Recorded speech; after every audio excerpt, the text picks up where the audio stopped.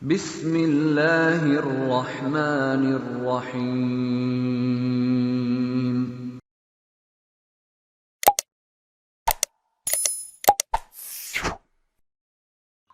Assalamualaikum warahmatullahi wabarakatuh.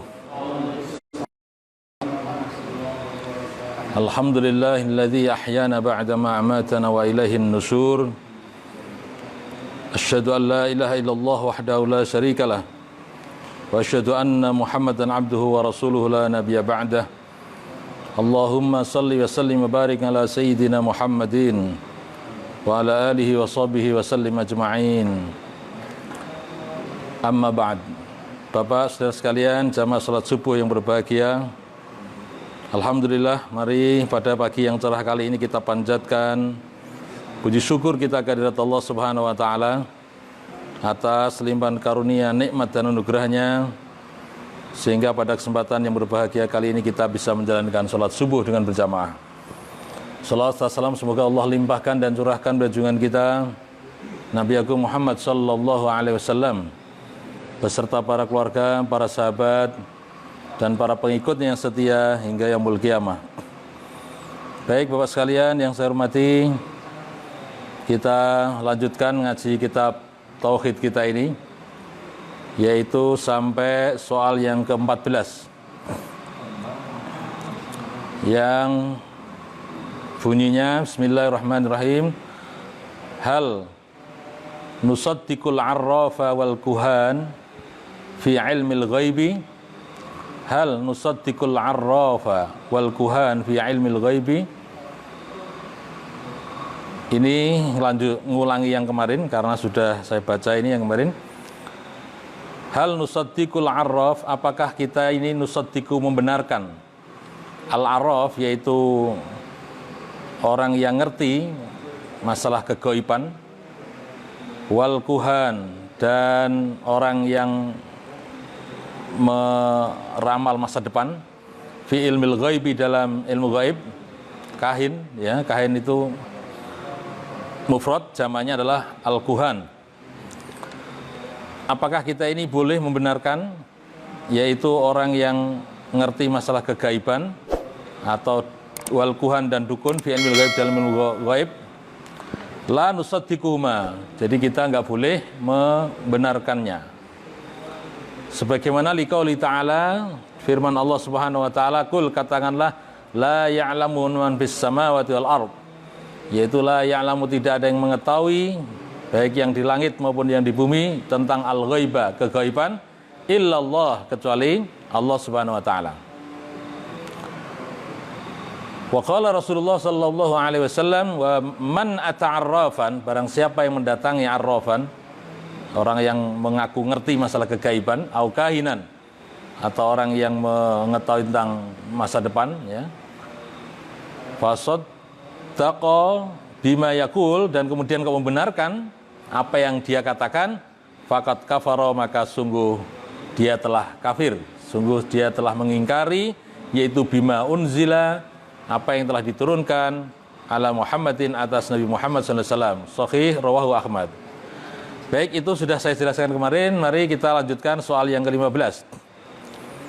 Soalnya adalah hal ya'lamul ghaiba ahadun. Hal, apakah ya'lamu, mengetahui al-ghaiba, kegaiban, ahadun, seorang. Jadi apakah seseorang itu mengetahui tentang hal yang gaib? Maka jawabnya adalah la ya'lamul ghaiba ahadun. La ya'lamul ghaiba ahadun. Jadi la ya'lamu, tidak mengetahui, al-ghaiba itu maf'ul bih tapi didahulukan, ahadun menjadi fa'il. Jadi la ya'lamu, tidak mengetahui, al-ghaiba, kegaiban, siapa? Ahadun, seseorang. Jadi tidak ada seseorang pun di muka bumi ini yang mengetahui tentang masalah hal yang gaib. Illa man atla'ahu Allah minar rusuli, kecuali man atla'ahu, yaitu man, orang yang atla'a sama dengan auha, mewahyukan, kecuali yang mewahyukan hu, kepadanya siapa? Allahu, Allah, kecuali Allah telah mewahyukan kepada dirinya, minar rusul, dari para rasul yang ada. Jadi Dalam keterangan ini berarti tidak ada satu orang pun, tidak ada seorang pun yang mengetahui masalah kegaiban kecuali yang mana Allah telah wahyukan kepada utusannya. Utusannya yakni para rasulnya. Qala ta'ala, Allah Subhanahu wa taala berfirman, a'udzu billahi minasyaitonir rajim, alimul ghaibi fala yudhiru ala ghaibihi ahadan. Alimul ghaibi, Allah adalah zat yang maha mengetahui tentang kegaiban. Fala yudhiru, maka tidaklah menampakkan ala ghaib, tentang kegaiban tadi, ahadan, kepada seseorang. Jadi ayat ini menunjukkan bahwa tidak ada ya yang mengetahui tentang kegaiban ya kecuali Allah, zat yang maha alimul ghaib. Kecuali Allah adalah zat yang maha mengetahui tentang kegaiban. Wa qala Rasulullah sallallahu alaihi wasallam, dan Rasul sallallahu alaihi wasallam bersabda, la ya'lamul ghaiba illallah. Wa qala Rasulullah sallallahu alaihi wasallam, dan Rasul bersabda, la ya'lamul ghaiba, tidak mengetahui kegaiban illallah, kecuali Allah Subhanahu wa taala. Sehingga kalau ada orang kok mengaku dirinya tentang makhluk gaib kok ngerti, atau hal-hal yang tidak nampak itu ngerti, maka ada dua kemungkinan. Yang kemungkinan pertama itu memang Allah izini untuk melihat, menyaksikan, tapi itu tidak sebenarnya, karena hakikatnya yang tahu hanya Allah Subhanahu wa taala. Atau mungkin kalau kita lihat, kita saksikan ada beberapa orang yang sekitar kita sok dikasih penampakan misalnya. Nah, penampakan itu ya istilahnya makhluk yang gaib yang nampak itu atas izin Allah, dan itu pun orang tadi tidak melihat hakikatnya. Sebenarnya kayak apa nggak ngerti, hanya Allah yang maha tahu.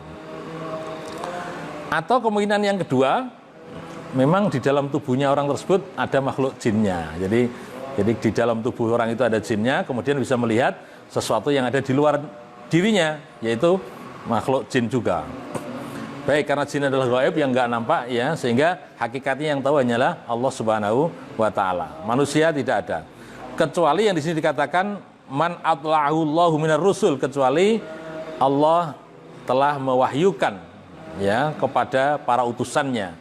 Kalau para rasul, para utusan Allah itu mendapatkan informasi dari Allah Subhanahu wa taala sesuatu yang belum terjadi, misalnya sesuatu yang sifatnya gaib, masa depan. Boleh jadi ya, karena Nabi kita Muhammad SAW itu kadang-kala menyampaikan sebuah hadis, sebuah sabdanya, yaitu menyampaikan sesuatu yang ada di masa yang akan datang. Maka hadis yang seperti ini kalau kita lihat dalam kajian hadis namanya hadis yang sifatnya futuristik ya. Hadis yang menyampaikan tentang masa depan yang belum terjadi. Nah, itu adalah ilmu gaib, sesuatu yang tidak nampak, sesuatu yang belum terjadi. Tapi ini semuanya adalah atas izin Allah, karena termasuk atla'ahu Allahu minar rusul. Jadi memang Allah wahyukan kepada para rasul tadi yang dipilih olehnya. Baik, jadi ini yang jelas, ini harus hati-hati berkenaan dengan masalah syirik ini ya. Jadi intinya kita punya konsep, punya kesimpulan sebagaimana sabda Rasul, la ya'lamul ghaiba illallah, la ya'lamul ghaiba illallah. Tidak ada yang tahu tentang masalah gaib kecuali hanya Allah Subhanahu wa taala.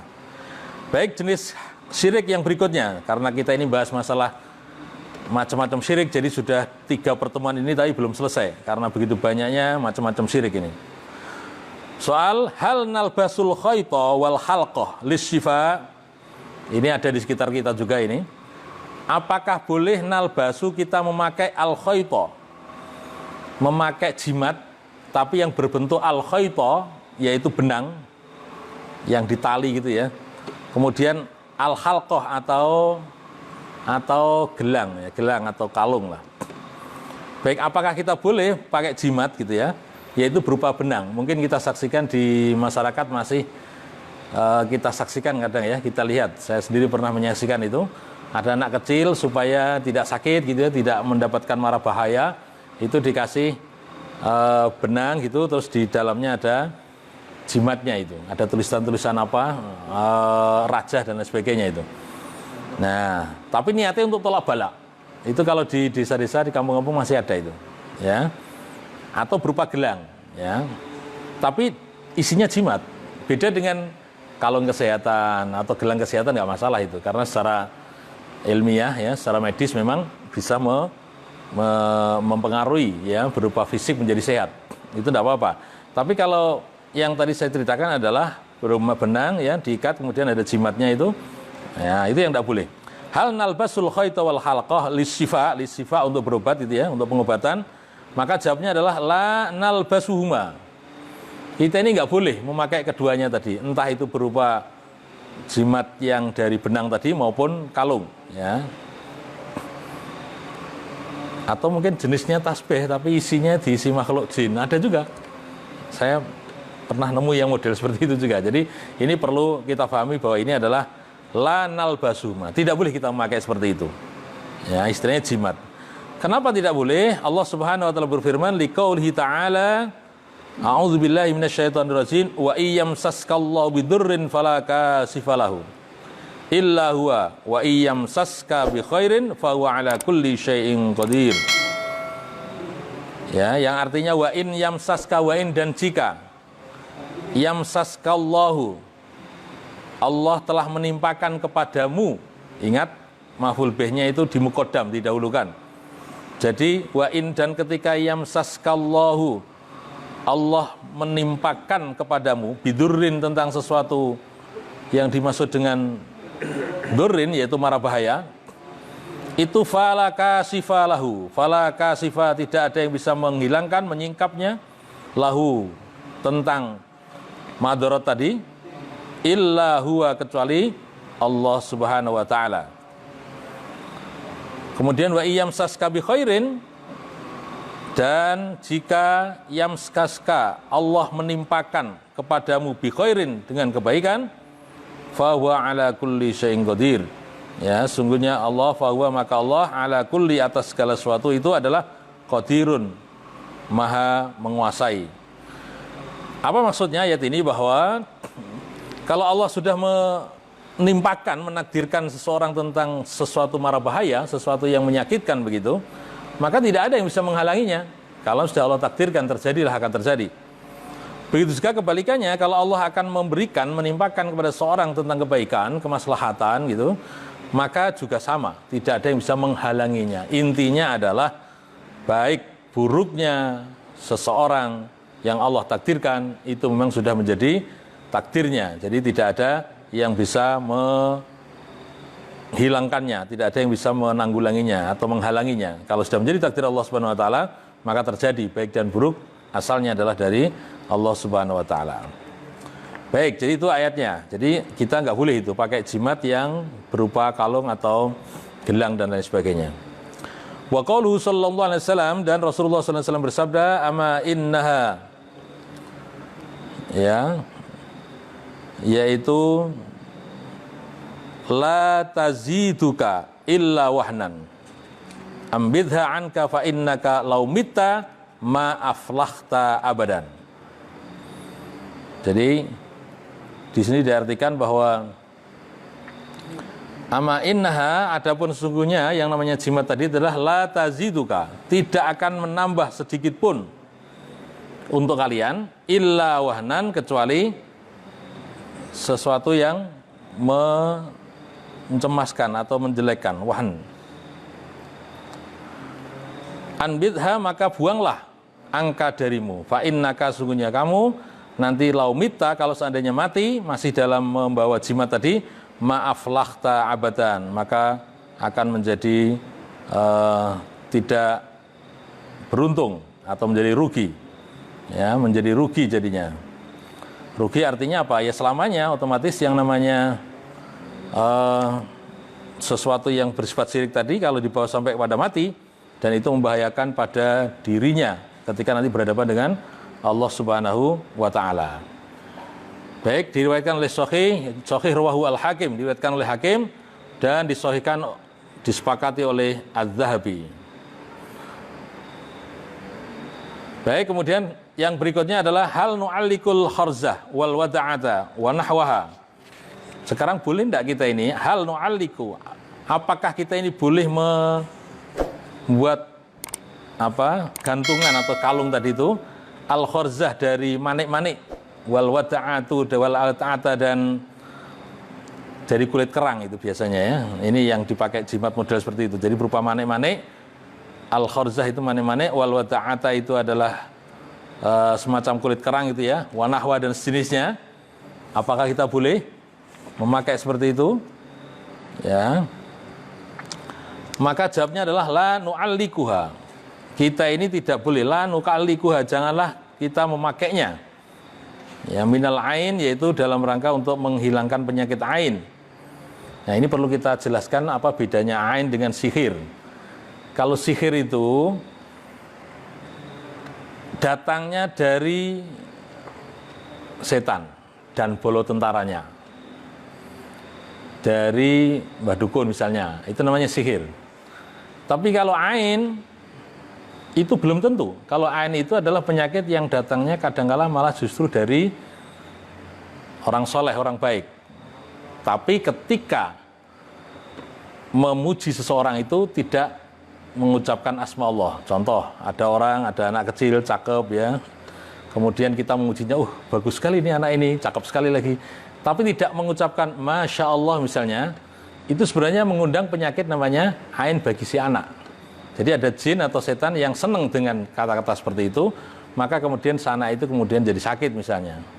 Oleh karena itu, kita menyikapinya ketika menghadapi seseorang atau anak ya sakit itu, memang segera langsung tidak menuju kepada alat medis ya, tapi kita kepada Allah yang didahulukan harusnya.